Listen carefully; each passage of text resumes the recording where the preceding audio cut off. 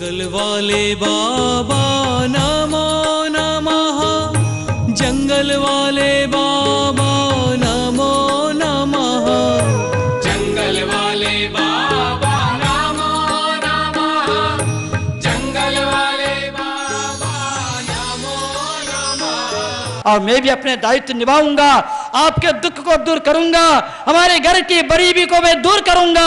माँ चिंता नहीं करना, कुछ साल मैं और 12वीं में हूँ, 10th में हूँ, कुछ साल माँ, कुछ साल साधना करना, मैं आपकी हर समस्या का समाधान करूंगा। प्यारे बच्चों, जीवन कितना अच्छा है मालूम। और बोल देना माँ मैं पढ़ लिख करके एक अच्छे इंसान बनूंगा, किसी भी क्षेत्र में आगे बढ़ूंगा तो अच्छे नंबर 1 बनूंगा। और उसके पश्चात मैं आपको कभी खेत में काम करने के लिए, दूसरों के यहाँ काम करने के लिए नहीं भेजूंगा। माँ मुझे माफ़ करना, हमारे लिए आपने इतना कष्ट सहन किया है।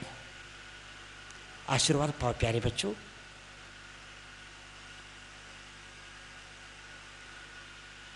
मैं देख रहा हूँ आप लोगों की आंखें, लेकिन मैं कहता हूँ हम इसको नहीं देखेंगे ना। पैसे उड़ा करके यहाँ से बिना पडे घर जा करके धिंगाणा करून असं वेळ घातलं काय नाही बाबा, काय होणार आमचं? तुमच्याशिवाय आई वडिलांचं कोण आहे? ते कोणासाठी परिश्रम करत आहे तुम्हाला माहीत आहे का बाबांनो? आम्ही काय करायला तयार आहे, काय संकल्प करायला तयार आहे, त्यांच्यासाठी आम्ही काय करणार? आमच्याजवळ काय तर उद्देश आहे का? विचार करा, थोडासा विचार करा, वेळ व्यर्थ घालवू नका बाबांनो. लक्षात ठेवा, हे वेळ निघून गेले की नाही. आईवडिलांचा अपमान करू नका, आईवडिलांचा ऐका. आईवडिल जो तुम्हारे माँ बाप तुम्हारे कितना हित चाहते हो, दूसरा कोई नहीं चाहता. प्यारे बच्चों, तुम व्यर्थ की बातों में मत उलझो. तंबाकू, जर्दा, गुटखा, बीड़ी, सिगरेट, मांस, शराब आदि के पीछे मत लगो. एक अच्छे इंसान बनो, अच्छे काम करो. प्यारे बच्चों, अपनी शक्ति का संवर्धित करो, समाज की शक्ति को बढ़ाओ, माँ बाप की शक्ति को बढ़ाओ, अच्छी शिक्षा ग्रहण करो. शिक्षा किसको बोलते हैं मालूम? कोई बताएगा? सही शिक्षा क्या है?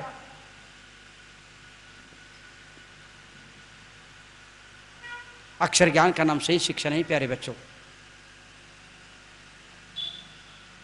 सही शिक्षा किसको कहते हैं?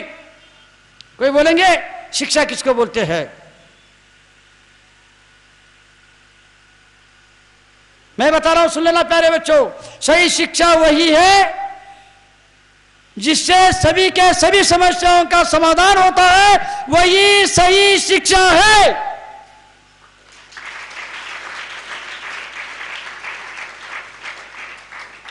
समझ में आ रहा है?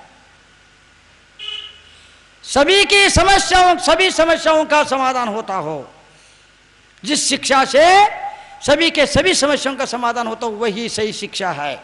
और सही शिक्षा वही है, प्यारे बच्चों याद रखना, साधनों के अभाव के बावजूद भी, प्रतिकूलता के बावजूद भी, संघर्ष के बावजूद भी सन्मार्ग पर चल करके इतिहास रचाने का जो शक्ति भर देता है, वही सही शिक्षा है.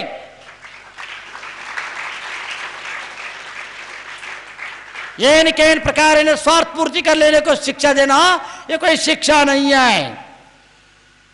विफलता के बावजूद भी, कांटे और पत्थरों के मार से चल करके भी मंजिल तक, खुशी से मंजिल तक पहुंचने की जो जज्बा भर देता है, जो शक्ति देता है, वही सही शिक्षा है.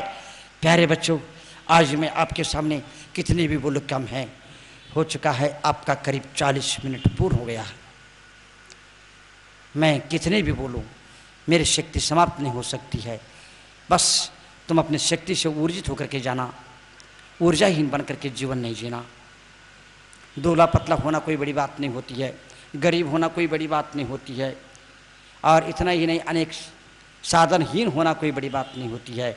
हमारे पास हर प्रकार की शक्तियाँ हैं, हर प्रकार के सामर्थ्य हैं, हर प्रकार की क्षमता है, और उस ऊर्जा को जागृत करना है प्यारे बच्चों, और जज्बा के साथ जीवन जीना है. दुनिया को जीतना है. जीवन क्या होता है, दुनिया को सिखा देना है, याद रखना. मैं इसलिए आज आप लोगों के बीच में आया हूँ. आप सब ने इतने शांति सुन रहे हैं, मेरे को बहुत इच्छा होती है बहुत कुछ सुना दूँ, याद रखना। मैं एक बात अवश्य कहना चाहूँगा प्यारे बच्चों, हमारे राम, प्रभु राम हो, रहीम हो, महावीर हो, गौतम हो, गांधी हो, गुरु नानक हो, ईसा मसीह हो, उन लोगों ने किस मार्ग से चल करके आगे बढ़ा मालूम?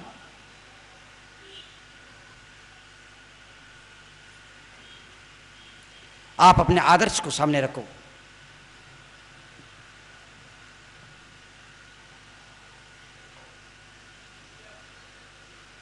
वो सबके जीवन निर्माण करने अपने जीवन निर्माण कर लिया, स्वयं आगे बढ़े, सबको आगे बढ़ा दिया।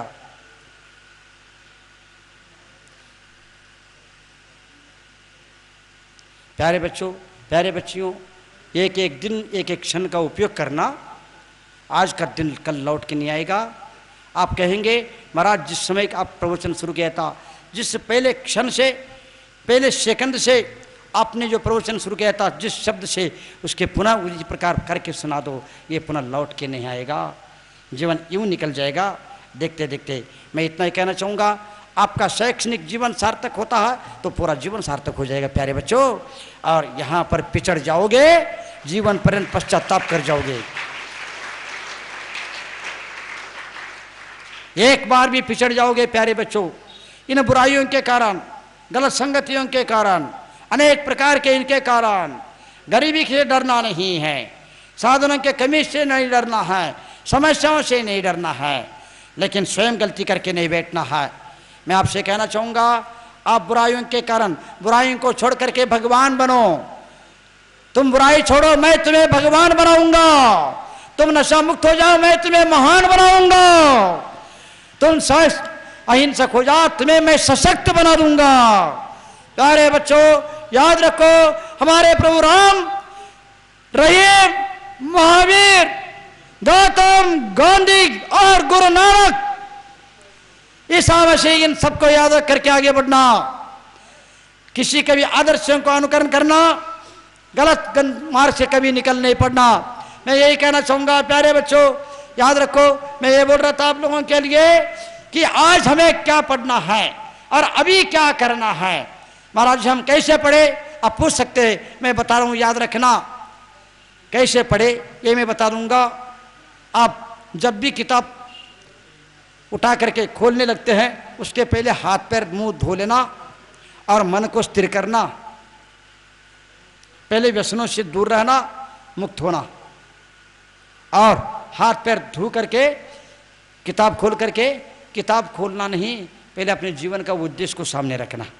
सिर्फ पुस्तक को सामने मत रखना, जीवन के पढ़ने के उद्देश्य को सामने रखना, फिर किताब खोलना।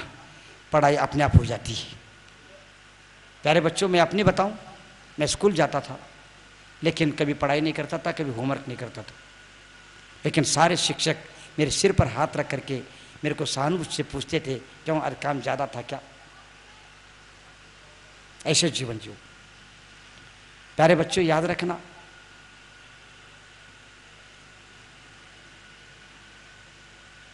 किताब को सामने नहीं रखना है, अपने जीवन के उद्देश्य को सामने रखना। समझ में आ रहा है आप लोगों के लिए? समझ में आ रहा बच्चों? तो अपने आप मन लगेगा। सिर्फ बाह्य शुद्धि, और दूसरी बात, जब शोर रहता है, जब टीवी चल रही है, गाड़ियां चल रही हैं, प्रदूषण है, उस समय मत पढ़ना प्यारे बच्चों। मैं तो क्या करता था, मैं स्कूल में जब जाता था पढ़ाई, मैं दुनिया से कोई लेना देना नहीं था प्यारे बच्चों। एक बात बताना चाहूँगा, जो कागवाड़ है वहाँ पर मैंने कॉलेज में पहली बार पीयूसी फर्स्ट ईयर में मैं जब पहुँचा तो मेरे को देख करके सारे लोग हंसने लगे। मेरे को देख करके सारे बच्चे हंसने लगे, कॉलेज के सारे लोग। लेकिन हमारे प्रिंसिपल से लेकर के पूरे स्टाफ और प्रोफेसर लोग सिर पर हाथ रख करके पूछने लगे, क्या बात है, आप जैसे विद्यार्थी हमारे स्कूल में आया, हम लोगों का सौभाग्य है।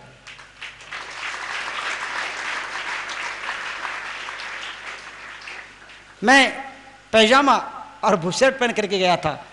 कॉलेज जाना का मतलब स्टाइलिस्ट होकर के जाना समझ रहे हैं। मैं स्टाइलिस्ट बनने के लिए नहीं जाता, शिक्षा प्राप्त करने के लिए गया था प्यारे बच्चों। मैं अपने स्टाइल दिखाने के लिए नहीं गया था, मैं अच्छी शिक्षा ग्रहण करने के लिए गया था। लेकिन मैंने अपने ऐसे जज्बा दिखा दिया प्यारे बच्चों। सिर्फ मैंने अगस्त में गया और जुलाई में और 2 महीने के अंदर मैंने ऐसा रंग दिखा दिया।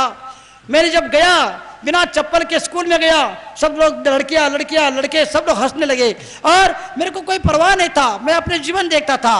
और इसके बाद प्यारे बच्चों कि इतना सब कुछ होने के बाद और जैसे ही महात्मा गांधी का 2 अक्टूबर का दिन आया, उस समय क्या हो गया, सभी ने बोलने का नाम दे रहे थे और मैंने भी अपने नाम दे दिया।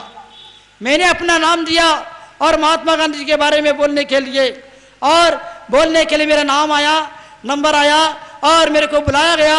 मैं भी जब स्टॉप के लोग प्रिंसिपल से लेकर के लोग खड़े थे बैठे थे, उसी में ऐसे जो ये रहता है टायर्स, उसके सामने जब खड़ा हुआ, मैं ठिनगा था तो मैं दिखा नहीं तो सब ने होर्डिंग कर दिया। उस समय यशवी पाटिल करके एक शिक्षक था प्रिंसिपल, उनने उठ के खड़ा होकर के 15 मिनट भाषण दे दिया। उन्होंने कहा अभी आया है, अभी कॉलेज का सीढ़ी नहीं चढ़ा है, उनकी साहस देखो, तुम लोग एक एक क्लास में 3-3 साल से बैठ करके फेल होते आ रहे हो, किसी की हिम्मत है? मैं उनको नहीं, तुम लोग को आमंत्रित करता हूं, आओ यहां पर आकर खड़े होकर के बोलो। इतने में मैं साइड में होकर के बोलना प्रारंभ कर दिया और जो महात्मा गांधी के बारे में बोला, जो महात्मा गांधी के बारे में बोला, उस समय इतने टालियां बजी, इतने टालियां बजी। उस समय मैं जब बाहर आया, सारे लड़के कहने लगे वही लड़का है, पहले भी देखते थे मेरे आज को भी देखते थे, कितना अंतर था। हर की दृष्टि मेरे ऊपर थी, हर किसी की दृष्टि मेरे ऊपर थी। पहले पायजामा और बिना चप्पल के होने के कारण, बाल के कटिंग के कारण हंसते थे, देखते थे, लेकिन आज एक सम्मान से देखते थे, आदर से देखते थे, वही लड़का है। प्यारे बच्चों, समस्या कुछ नहीं है, समस्या हमने निर्माण किया है। यदि हम सही दिशा में नहीं जाएंगे ना, तुम्हारा समस्या कभी समाप्त नहीं होंगी। हर सुविधा कितनी भी रहे ना बेटा, कभी तुम्हारी समस्या पूर्ण नहीं होंगी और वो सारी सुविधाएं भी कम पड़ जाएंगी। बात को समझना है प्यारे बच्चों। मैं ये बोल नहीं जा रहा हूँ आप लोगों के लिए, पढ़ना है। मैं स्कूल में पढ़ता था, घर में मेरे को काम नहीं मिल, काम ज़्यादा था, धार्मिक था, अनेक साधु संतों से जुड़ा हुआ था, समाज से जुड़ा हुआ था, अनेक कारण में पढ़ता नहीं था। लेकिन याद रखना, मैं पढ़ता कब था मालूम है क्या? मैं जब स्कूल जाता था, मैं अकेले में सबसे पीछे बैठ जाता था, सबसे पीछे बैठ जाता था और मैं किसी मित्र के साथ नहीं बैठता था, और बैठ भी जाता तो कभी किसी से बात नहीं करता था। जब सर पढ़ाने के लिए आते थे उस समय मैं कभी किसी से बात नहीं करता था, मैं सीधा एकटक ला करके मन वचन काय को एकाग्र करके सर क्या कहना चाह रहे हैं, क्या बताना चाह रहे हैं, ये सीखता था और इसको समझता था। वो इसी समय मेरे को याद हो जाता था, पुस्तक पढ़ने की आवश्यकता नहीं पड़ती थी। आज आप लोगों के लिए बोल रहा हूं, कल जो पढ़ाया जाएगा आज पढ़ के जाना। और क्लास सब जब सर आते हैं, बेचारे आज शिक्षकों को कंप्यूटर जैसे आना, डस्टर लेकर के पहुंचना, अपना जो कुछ ड्यूटी करना करना और निकल जाना, ये नहीं। हमारे शिक्षकों को भी सजग कर दो आप लोग प्यारे बच्चों, पढ़ के आ जाना। आज जो पढ़ाया जाए, आज जो पढ़ाया जाएगा स्कूल में उसको पढ़ के जाना और सर से पूछना, सर इसका अर्थ क्या है, ऐसे क्यों पढ़ा रहे हो, बस तुमको याद हो जाएगी ना। हम और दूसरी बात, जब भी पढ़ना समझ के पढ़ना, कंठस्थ नहीं करना, हृदयस्थ करना। समझ में आ रहा है प्यारे बच्चों, समझ में आ रहा है? जब स्कूल जाते हैं आज जो पढ़ाया जाएगा उसको पढ़ के जाना। सर गलत भी बोल रहे तो तुम पूछ जाओगे, और समझ के पढ़ना, रटते नहीं बैठना। और इतना ही नहीं, सारे जीवन के उद्देश्यों को सामने रख करके पढ़ने के लिए बैठना। और इतना ही नहीं प्यारे बच्चों, जब शोर है, गा रहे, शोर हो रहा, उस समय नहीं पढ़ना, उस समय माँ बाप को साथ देना, थोड़ा सा काम करना। और क्या करना, सब लोग सो जाने के बाद उठ के बाद पढ़ना, एकांत में निश्चिंत होकर के, तब तुम्हारा जीवन निर्माण होगा। जंगल वाले बाबा नमो नमः, जंगल वाले बाबा